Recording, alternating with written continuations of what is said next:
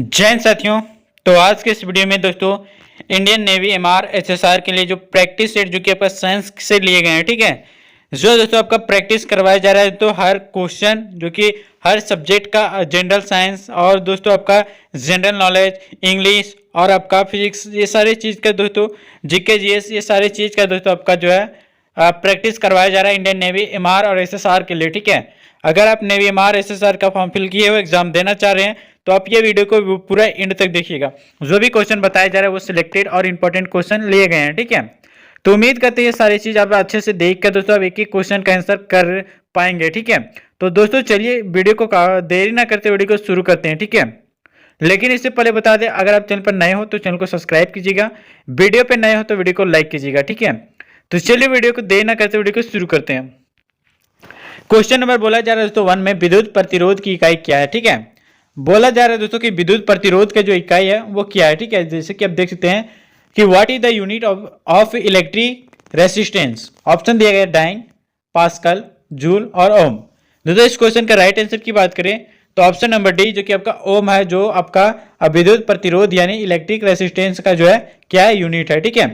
बाकी ऑप्शंस की बात करें तो पास्कल जो है ये आपका दाब का जो है यूनिट है, ठीक है। डाइन जो है दोस्तों, जो आपका डाइन है ये बल का सीजीएस यूनिट है, ठीक है। और दोस्तों बल का जो एसआई यूनिट होता है वो होता है आपका न्यूटन, और बल का एस सीजीएस यूनिट आपका डाइन होता है, ठीक है। जूल दोस्तों आपका एनर्जी का यूनिट हो जाएगा, ठीक है। चलिए दोस्तों इस क्वेश्चन का सेकेंड यहाँ पे देख सकते हैं। सेकेंड क्वेश्चन है दोस्तों, निम्नलिखित भौतिक मात्राओं में से कौन सी एक अदिश राशि है।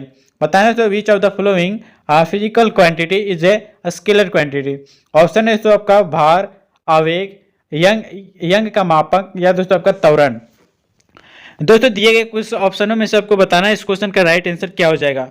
तो चलिए इस क्वेश्चन का राइट आंसर की बात करें तो ऑप्शन नंबर सी जो कि आपका यंग का मापक, जो कि दोस्तों एक प्रकार का भौतिक मात्रा है, ठीक है। और दोस्तों ये एक प्रकार का जो है अदिश राशि है। दोस्तों बताना चाहेंगे कि अदिश राशि कौन कौन है और सदिश राशि कौन कौन। तो अदिश राशि उसे कहते हैं जो दोस्तों जिसमें केवल मैग्नीट्यूड का जो होता है, परिणाम नहीं, ठीक है। जिसमें डायरेक्शन की होती है, परिणाम नहीं होती है, ठीक है। तो चलिए नेक्स्ट क्वेश्चन की बात करते हैं। नेक्स्ट क्वेश्चन है, प्रत्येक क्रिया की उसके तुल्य और वह एक विपरीत प्रतिक्रिया होती है, यह न्यूटन का कौन सा नियम है। बताना है तो for every action has an equal and opposite reaction is an Newton's law, ठीक है। ऑप्शन दिया गया फर्स्ट लॉ, न्यूटन का फर्स्ट लॉ, न्यूटन का सेकेंड लॉ, न्यूटन का थर्ड लॉ या फिर आपका फोर्थ लॉ, ठीक है। दोस्तों अगर इस क्वेश्चन का राइट आंसर की बात करें तो ऑप्शन नंबर सी जो कि आपका न्यूटन का तीसरा नियम यानी तृतीय नियम, जो कि आपका प्रत्येक क्रिया के तुल्य जो है विपरीत प्रतिक्रिया होना, न्यूटन के तीसरे नियम के अंदर आता है, ठीक है।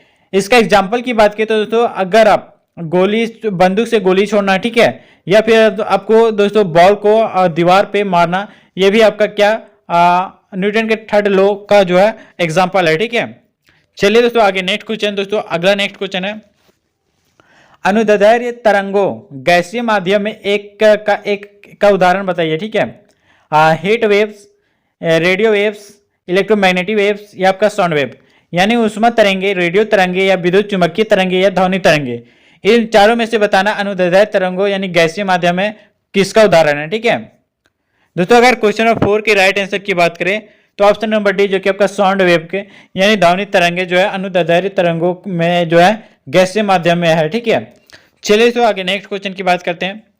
आगे नेक्स्ट क्वेश्चन है, प्रकाश वैद्युत प्रभाव उत्पन्न करने के लिए जिस धातु का प्रयोग कैथोड की तरह से किया जाना है उसका आपको बताना है, ठीक है। ऑप्शन है आपका उच्च गलनांक होना चाहिए या फिर आपका निम्न गलनांक होना चाहिए या निम्न क्रियाशीलता होनी चाहिए या आपका निम्न प्रतिरोधकता होनी चाहिए, ठीक है। दोस्तों क्वेश्चन नंबर 4-5 की राइट आंसर की बात करें तो ऑप्शन नंबर सी जो कि दोस्तों आपका निम्न क्रियाशीलता होनी चाहिए। प्रकाश वैद्युत प्रभाव उत्पन्न करने के लिए जो है दोस्तों जिस धातु का उपयोग कैथोड की तरह किया जाना चाहिए वह दोस्तों निम्न क्रियाशीलता होनी चाहिए, ठीक है। चलिए तो अगला क्वेश्चन है, ध्वनि तरंगों से कौन सा जो है जुड़ा हुआ नहीं है। ऑप्शन दिया गया हर्ट्ज, डेसिबल, कैंडेला या फिर आपका मैक। दोस्तों इस क्वेश्चन में बताना है यहाँ पे कि जो which term is not associated with sound wave. दिए गए ऑप्शनों में से आपको बताना है दोस्तों एक करेक्ट आंसर क्या हो जाएगा।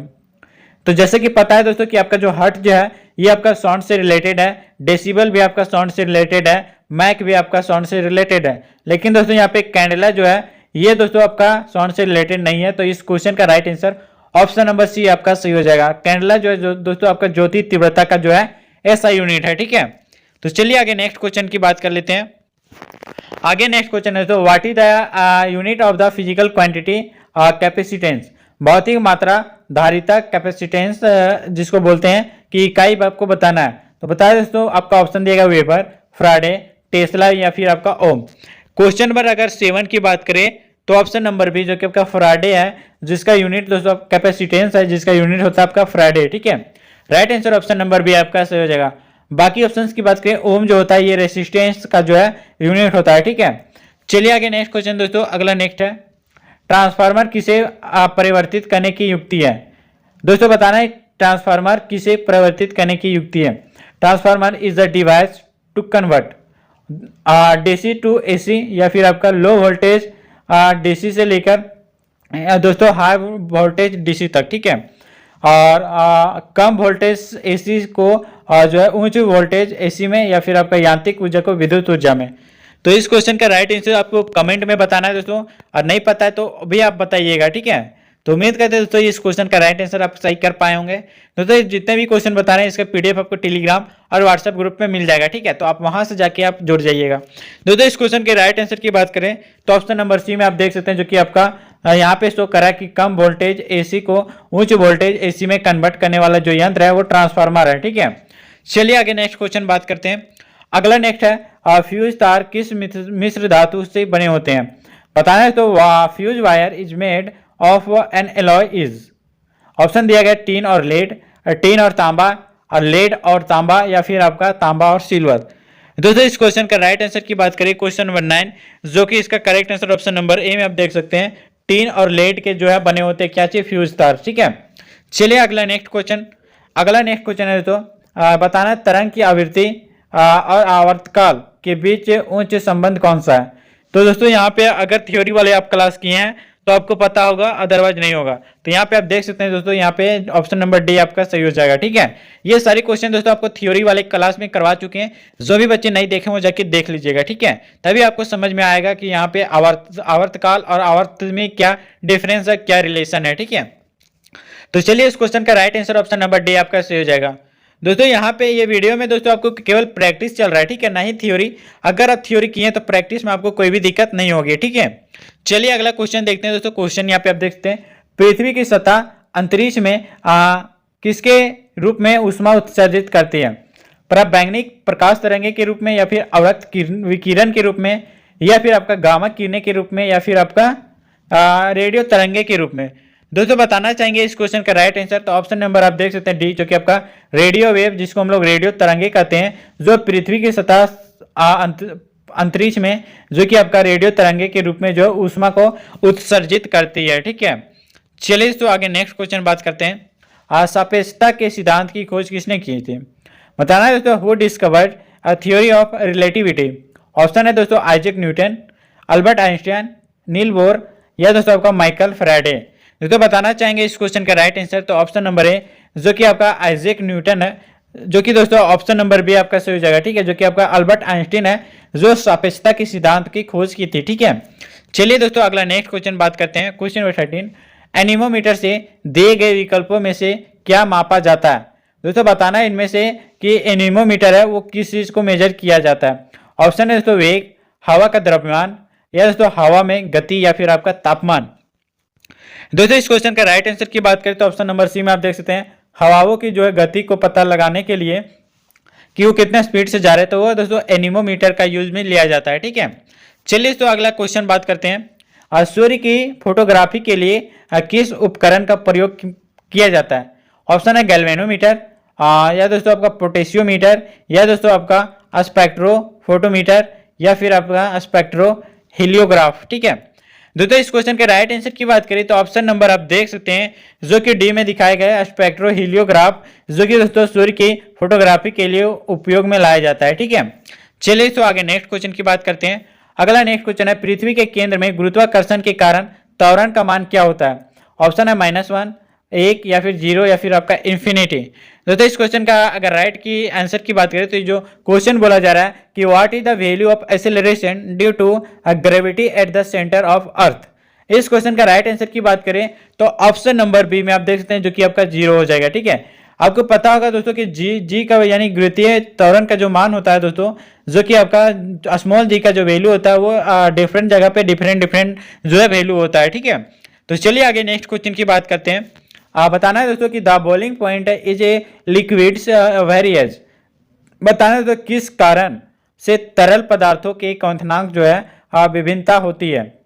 ऑप्शन दिया गया दाब में विभिन्नता, तापमान में विभिन्नता, आयतन में विभिन्नता या फिर आपका घनत्व में, यहाँ पे घनत्व में जो है विभिन्नता। ठीक है, इस क्वेश्चन का राइट आंसर की बात करें दोस्तों तो ऑप्शन नंबर आप देख सकते हैं ए, जो कि आपका दाब में विभिन्नता यानी प्रेशर वेरीज। ठीक है, जिसके दाब के कारण दोस्तों जो है तरल पदार्थों के जो क्वथनांक वो विभिन्न होती है। ठीक है, चलिए तो आगे नेक्स्ट क्वेश्चन की बात करते हैं। अगला नेक्स्ट है जो कि आप देख सकते हैं संवेग के परिवर्तन की दर क्या होती है। संवेग के परिवर्तन की दर क्या होती है। ऑप्शन दिया है दोस्तों एरिया, प्रेशर यानी दबाव, या दोस्तों आपका बल या फिर आपका वेग। दोस्तों बात करेंगे इस क्वेश्चन का राइट आंसर का तो ऑप्शन नंबर सी जो कि आपका बल है, जो दोस्तों संवेग के परिवर्तन की दर को क्या कहते हैं, बल होती है। ठीक है, यानी rate of change of momentum. ठीक है, चलिए तो आगे नेक्स्ट क्वेश्चन बात कर लेते हैं। परम शून्य ताप की वह स्थिति जिस पर क्या होता है, गैसों में आणविक गति घटने लगती है, जल जमने लगता है, या फिर आपका सभी गैसें तरलीय हो जाते हैं, या फिर आपका सभी गैसों ठोस में परिवर्तित हो जाते हैं। दोस्तों इस बताना है कि इस क्वेश्चन में कि the absolute zero is a temperature at विच, दिए गए ऑप्शनों में से आपको करेक्ट आंसर बताना है। दोस्तों करेक्ट आंसर की आप बात करें तो यहाँ पे ऑप्शन नंबर ए आप देख सकते हैं, जो कि आपका परम शून्य ताप की वजह किस वजह से होती है, स्थिति पर होती है जब वह गैसों में आणविक गति जो है घटने लगती है। ठीक है, तो right answer option number A आपका सही हो जाएगा। चलिए तो अगला क्वेश्चन देखते हैं। अगला क्वेश्चन है क्वेश्चन नंबर 19। विशिष्ट गुरुत्व को मापने के लिए इस्तेमाल किए जाने वाले साधन को क्या कहा जाता है।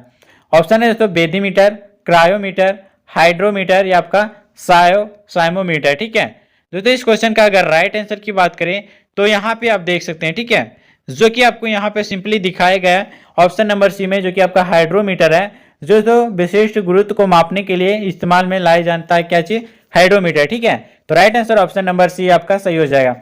चलिए तो आज का लास्ट क्वेश्चन जो कि आप देख सकते हैं, जो कि आपका बहुत ही इजी क्वेश्चन है। ठीक है, अगर ये क्वेश्चन आप अच्छे से नहीं किए तो आपको बहुत ही बेनिफिट नहीं होगा। ठीक है, तो चलिए यहाँ पे देखेंगे दोस्तों क्वेश्चन क्या बोला जा रहा है। पार्सेक जो है दोस्तों वो किसकी मापन इकाई है। Parsec is a unit measurement of, option दिए गए तारों की सघनता, या फिर आपका खगोलीय दूरी, या फिर आपका खगोलीय पिंडों की चमक, या फिर आपका विशालकाय तारों का कक्षीय वेग। दोस्तों बताना है इस क्वेश्चन का राइट आंसर कि parsec is the unit measurement. तो राइट आंसर दोस्तों ऑप्शन नंबर आप देख सकते हैं, जो कि आपका बी सही हो जाएगा, जो कि आपका एस्ट्रोनॉमिकल डिस्टेंस है यानी खगोलीय दूरी है, जो पार्सेक मापने की जो है इकाई है। ठीक है, तो राइट आंसर दोस्तों इस क्वेश्चन का ऑप्शन नंबर बी जो कि सही हो जाएगा। दोस्तों उम्मीद करती है आप 20 में से दोस्तों आप 15 प्लस किए होंगे, तो आपका एग्जाम में कोई भी यहाँ पे परेशानी नहीं होने वाली है। ठीक है, तो चलिए तो उम्मीद करते हैं ये सारी चीजें आपको समझ में आई होगी, और जो भी बच्चे को समझ में नहीं आया तो ये वीडियो को फिर से आप जरूर देखिएगा। ठीक है, 20 में से आप कितने स्कोर कर पाए आप कमेंट में बताइएगा। तो चलिए तो काफी देरी ना करते हुए वीडियो को एंड करते हैं। ठीक है, लेकिन दोस्तों चैनल को सब्सक्राइब नहीं किए, चैनल को सब्सक्राइब कर लीजिएगा, वीडियो पे नए हो तो वीडियो को लाइक कीजिएगा। ठीक है, तो चलिए मिलते हैं फिर दोस्तों कि नेक्स्ट वीडियो में, तब तक के लिए दोस्तों जय हिंद, वंदे मातरम।